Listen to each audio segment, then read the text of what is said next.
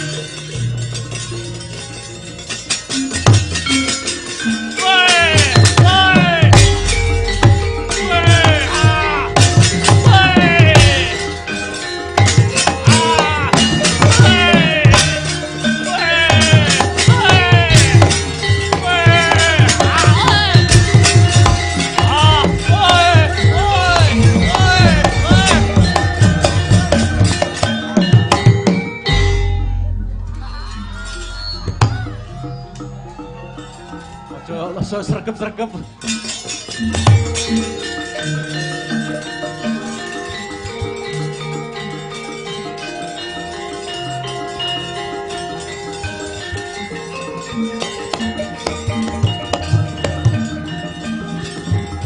Sewaka.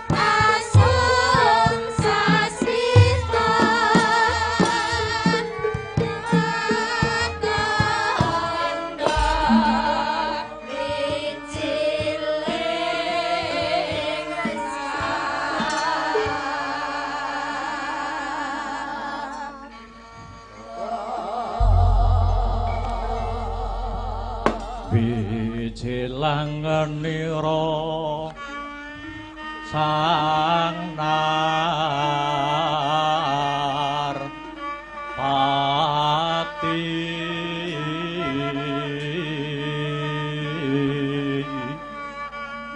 lampahira alon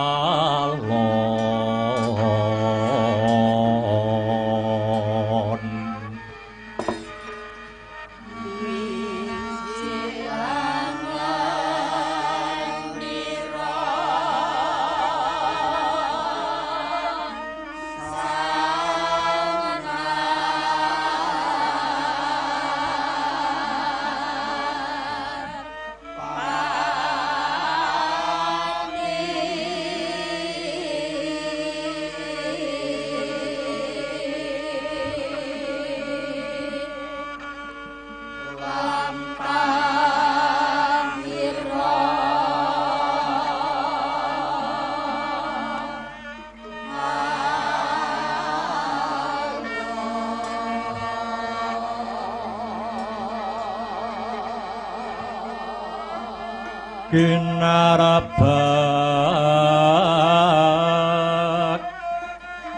badaya yuwarna nira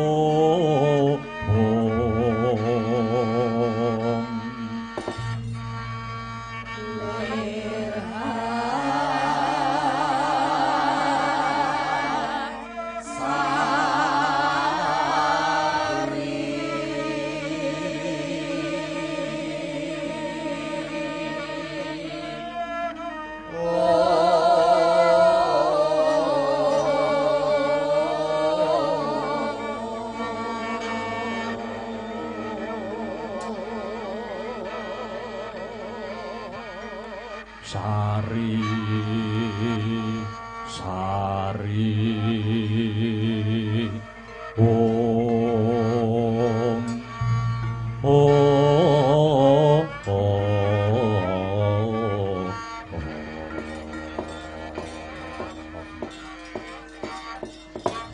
Duh Koko Prabu Mandura jejimat kula donya prapting delahan sami wilujeng sak rawuhipun jeng Koko Prabu Baladewa wonten negari Ngamarta mriki duh Koko Prabu.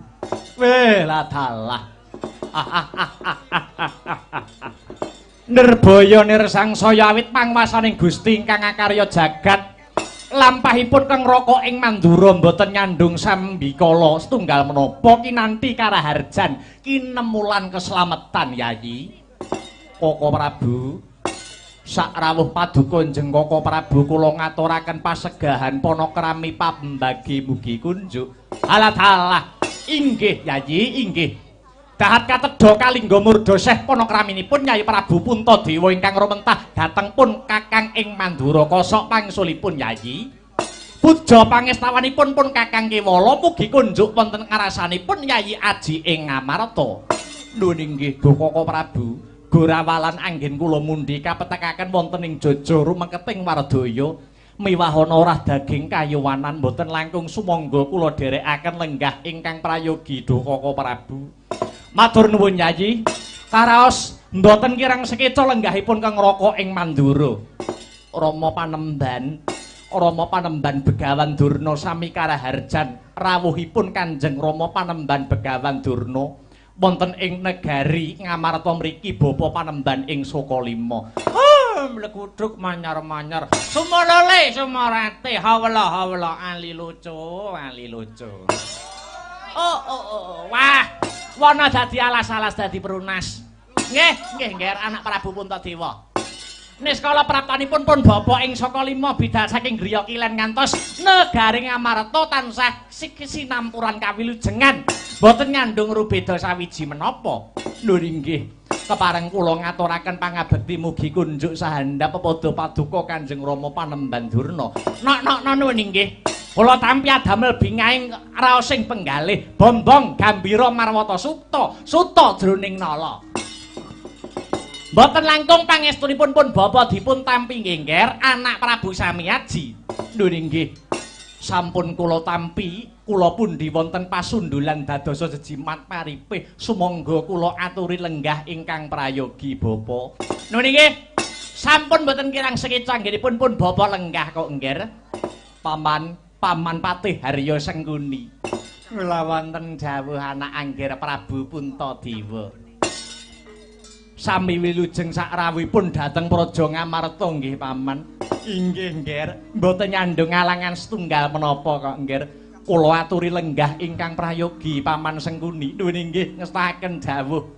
Mboten kirang sekeca lenggahipun pun paman wonten ngabiyantara ing pendhapi negari Ngamarta mriki. Nuwun inggih. Sak sampunipun jenak ingkang samya pinarak jenjem ingkang sami sumanggem.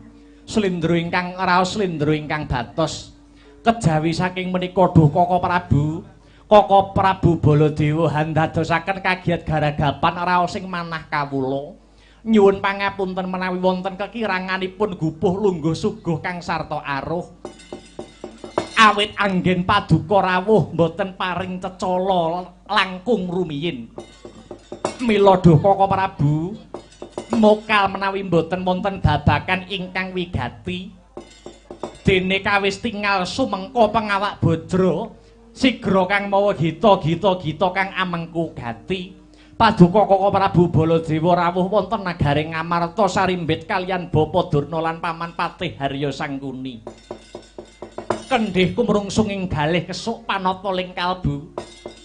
Daya-daya kula pun Puntadewa kepengin mangertos wigata sing perlu, Bapa. Permara reh manguswamya ngambreng. Kadikaronaning kaswasih ring marga Kamalagung. Risang ganda mastrat maca leng-leng lalu mangulati. Surya mangrangsang wayah Surya mangrangsang wayah Umyus amara wayahanto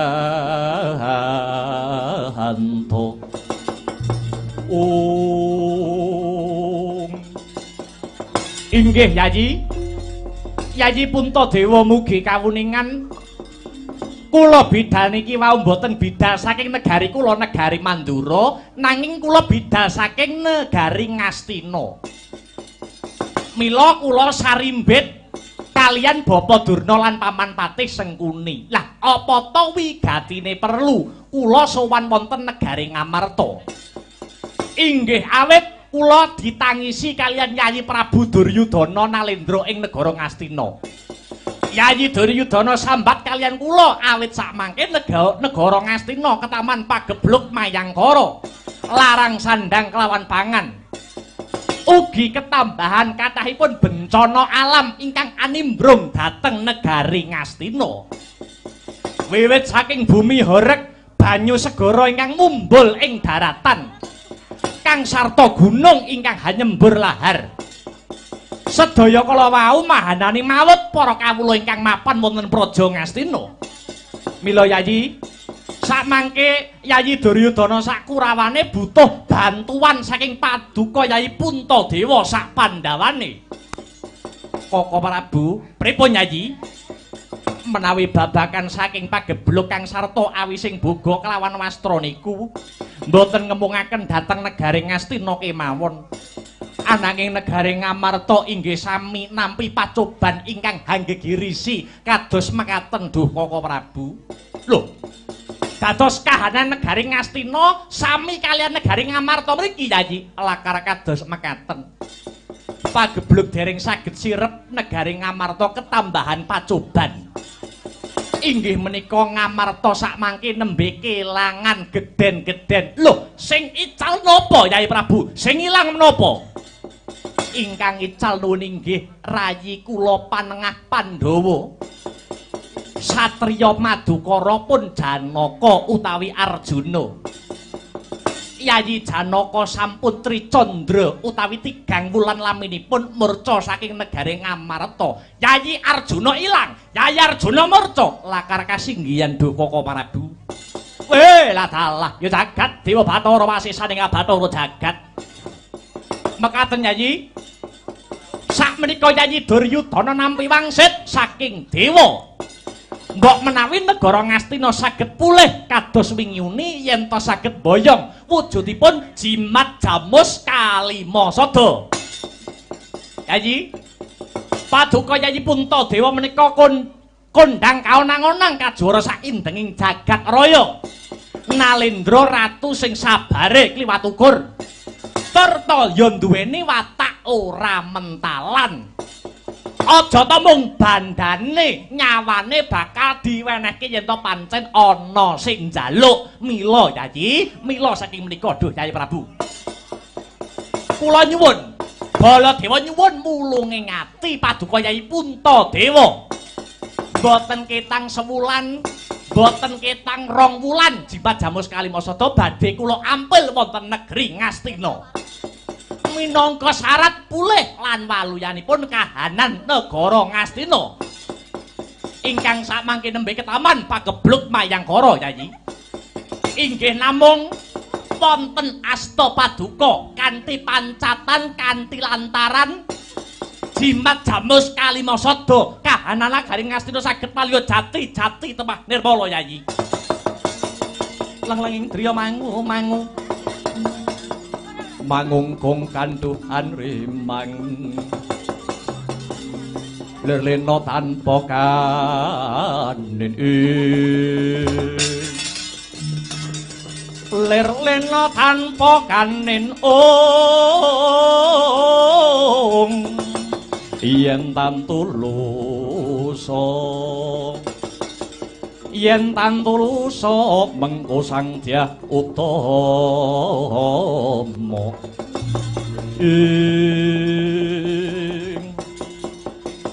lah ing kono to wau lagya eca kang nedeng wawan pangandikan kasaru gegereng paseban jaba gegereng jawi labet pisowananira petruk kantong bolong repepeh gawe cingak kang samya mulat.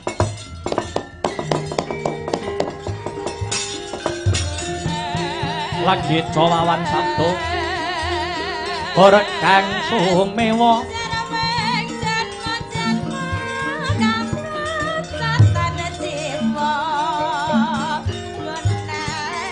kekering pasewakan wonten dwirata mata pedhot ing pandilan.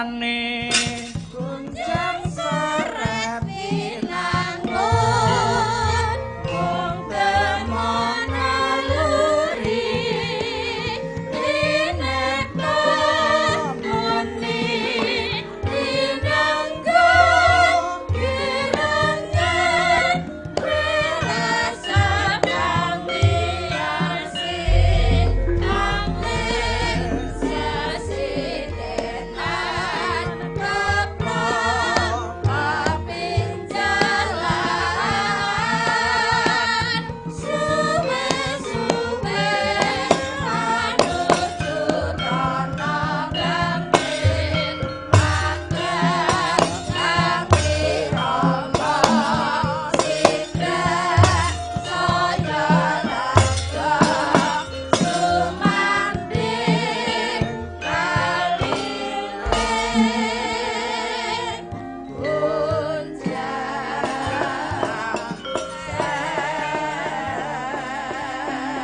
Amit pasang kaliman tabik piso waneng kula sinabeta ing iladune dumawaing tawang-tawang sinuwun ing amarta nyuwun sewu sowan kula nglemah bengkah nyelo-nyelo ngabiyantara wonten ngarsa paduka sinuwun Prabu Puntadewa. Petruk padha becik sak tekamu kantong bolong ana praja Ngamarta. Nggih. Awit pangestu paduka sinuwun ing Ngamarta sowan kula winantu ing berkah kawilujeng Andara keparenga kula ngaturaken sembah pangabekti. Iya Petruk, wis ndak tampa ora liwat pangestuku tumuli tampanana. Nun inggih, kula pundi andadosa jimat paripih. Sinuwun Mandura bekti kula katur. Ya Petruk, wis ndak tampa dikepenakne anggone lungguh Petruk. Nggih sinuwun, Ndara Jodipati bekti kula katur. Ya Petruk dikepenakne anggone padha lungguh. Nggih. Gong. Pak Gong, nun. Mbok ngaturne bekti to, Gong. Karo sapa? Ayo karo sing duwe omah. Sinuwun Prabu Puntadewa sembah bekti kula bekti kula sembahan kula sinuwun Prabu Puntadewa mugi kunjuk. Iya Bagong, diprayogakne anggonmu padha lungguh. Nggih, wah suguhane banyu mili ya, Truk. Ayo no. Ha, kono, Ndara Jodipati. Bos Jodipati sembah pangabekti kula katur, Bos. Bagong ya ora liwat pangestuku tampanana. Nggih, mugi-mugi andadosaken jimating gesang kula. Sinuwun Mandura dibekteni, Gong. Piye? Sinuwun Prabu Baladewa dibekteni. Ora sudi, Truk. Eman-eman cangkemku, Truk. Lah ngopo lho? Aku ngene iki adegan kaya ngene iki wis apal kok. Apal piye? Ki engko tak kok awake dhewe medaya mertamu, lho, ning negara Ngamarta. Kok enek siji Baladewa, loro Durna, telu Sengkuni. Ki engko keri-keri mesti enek gegeran sak nomer kuwi. Aku kulino ndelok wayang kok dak. Hah? Wis, ndang ngomong apa butuhe ndang bras-bres. Petruk ana wigati apa dene Petruk sumawana Bagong sowanana Stinggil Ngamarta kene. Nggih, cekaos kemawon. Ngaten nggih, sinuwun baris mawos. Nek jamake wong aluhur Petruk niki dinuta. Ning gandeng sing ngutus kula niku mung sak Bapak Semar, kula cekap dikengken kalian Bapak ngaten mawon. Kuwi dikongkon apa? Ngaten nggih sinuwun. Kula pawenjing dipun timbali. Truk rene ya. Ana apa to, Pak? Kula ngaten. Bapak ngendika, kowe dina iki tak kongkon mara ning negara Ngamarta. Matura ning sinuwun Puntadewa mbok menawa Bapak arep nyilih jimat jamus Kalimasada. Ayo kula kaget. Kula nyauri, nyilih Kalimasada arep didamel napa to, Pak? Ngene, Truk.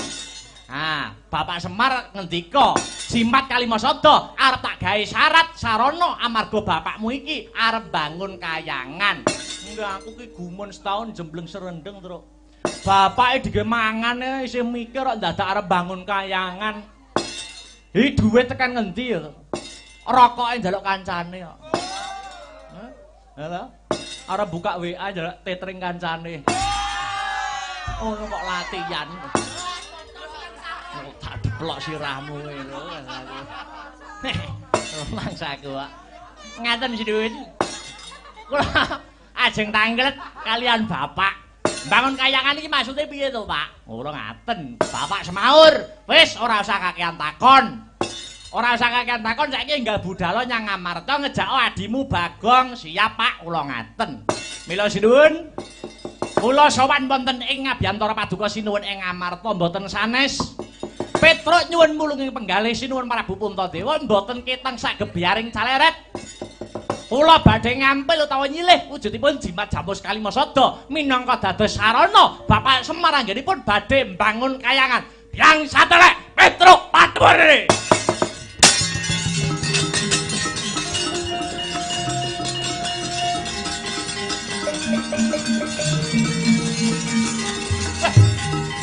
Nyuwun sewu nyuwun.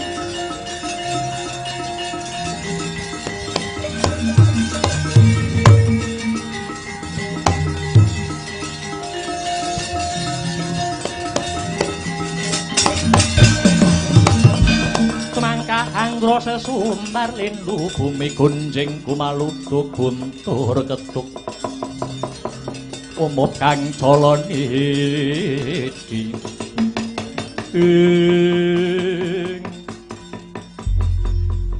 Truk apa aku meling ya meling apa nek kingko sida geger sengkuni sing jotosi ben aku kowe sajake gedhing men karo sengkuni Patih Bejijat senengane dadi provokator ipat-ipat jo nurun anak putu wayang sak kota paling gedhing karo sengkuni paling gedhing karo sengkuni Patih Bejijat ning kono ora negara ora kabupaten ora provinsi ora desa kok anggere nek sengkunine geger kowe apa ngono kowe ketek gedhing-gedhing kudu tak ingkel-ingkel kudu tak jejeki kudu tak jotosi kudu tak antil ndase penyebabe kowe pegel karo sengkuni iki ya ngapa to anu bojoku mbiyen tau dikeloni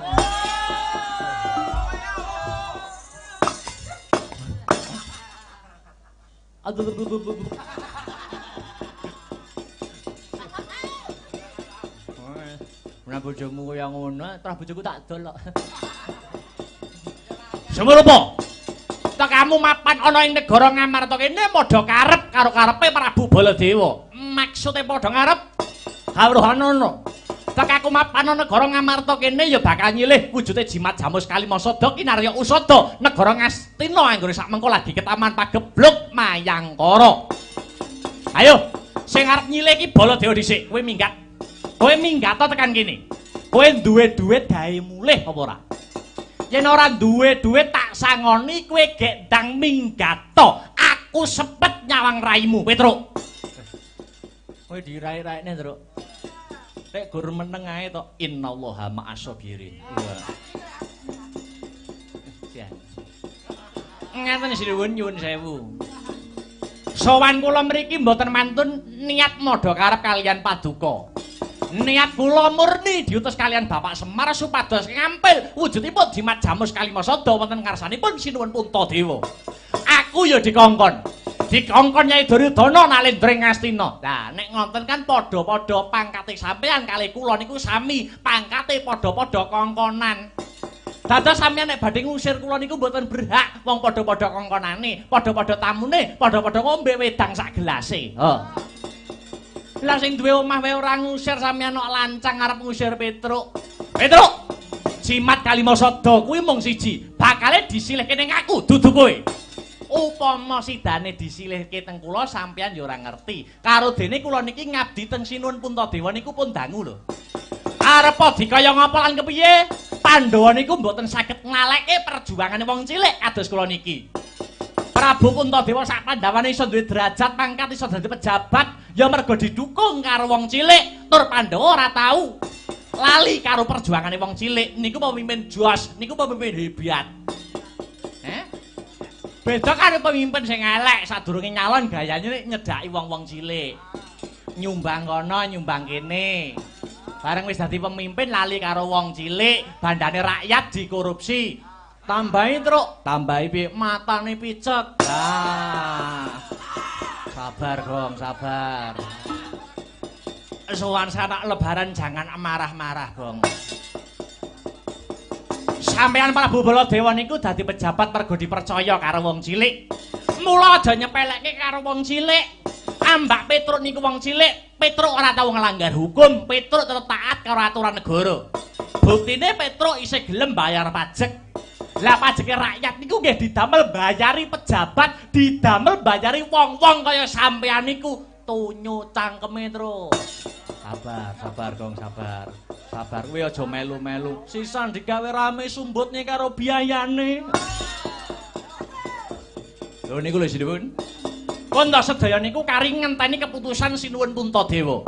Upama Sinuwun Puntadewa sidane nyilihke Jimat Kalimasada, teng jenengan kula sing ngalah. Upami Jimat Kalimasada disilihke teng Petruk, sampeyan ya kudu nglenggono, sampeyan ya kudu iso ngalah karo Petruk. Ning kene kok hawane sumuk. Golek kopi-kopi sik ning njaba. Aku kok ya ora kuat ase ning jero. Tak metu dhisik. Petruk, dalem. Ora iso kuwi kudu minggat tekan kene. Mboten murut niat, mboten. Petruk bebas urip.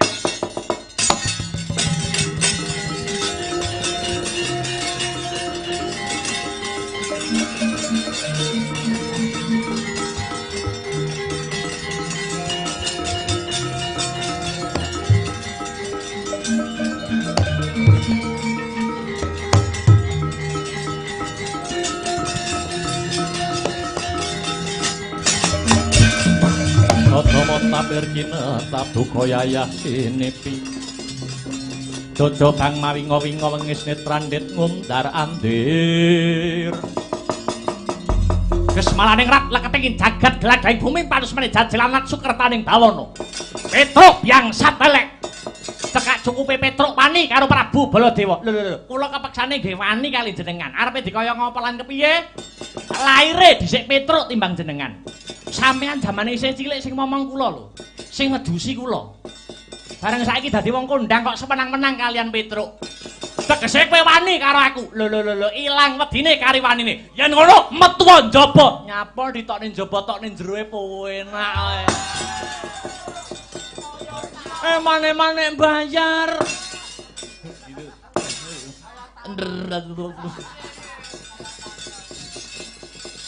Tegese ayo gegeranin coba lanang padha Petruk ora wedi Mas.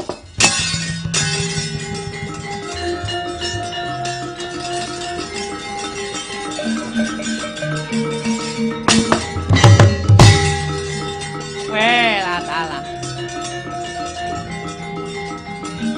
Ayo Kang.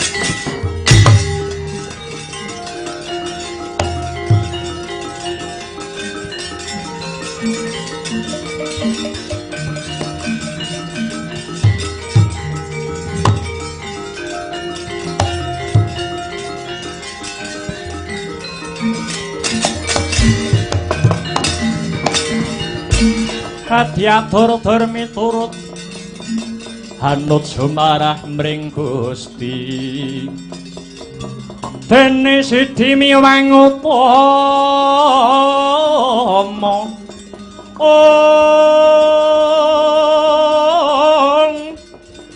kaninda ing praja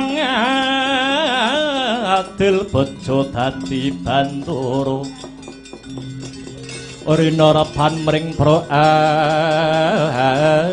abdi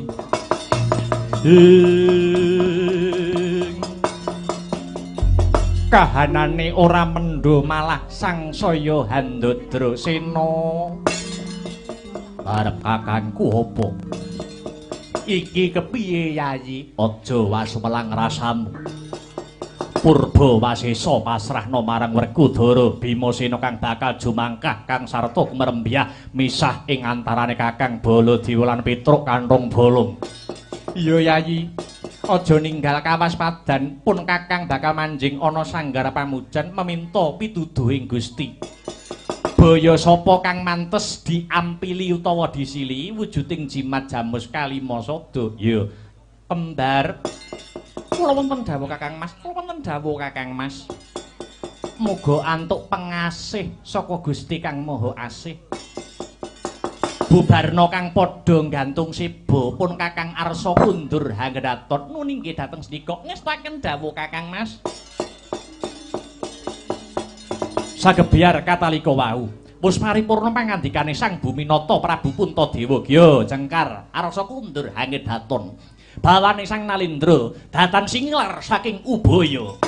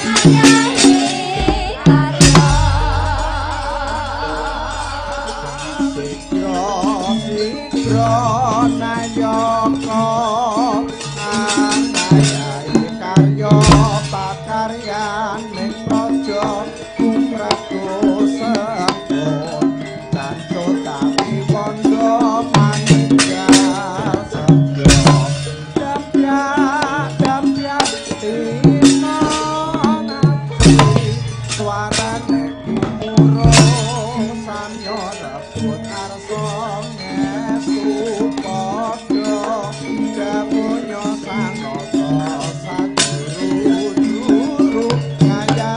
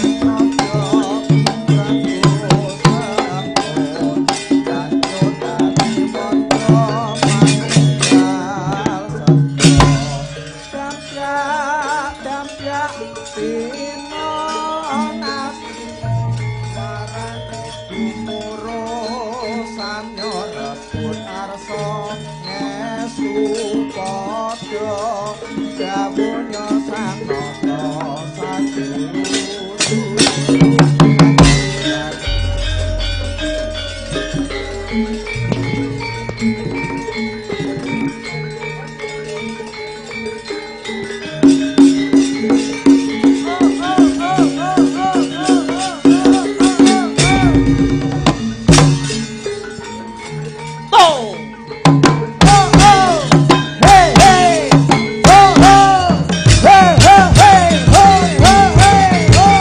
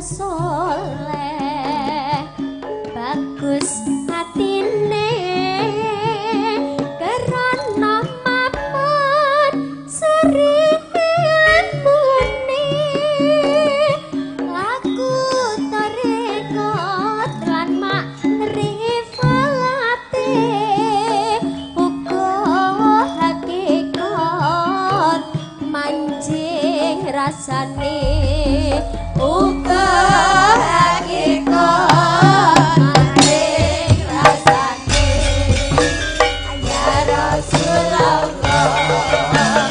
salamun alaik ya Rabbi asami wa terati asana yani nasal alamin ya uhai rasul kita karomi ya uhai rasul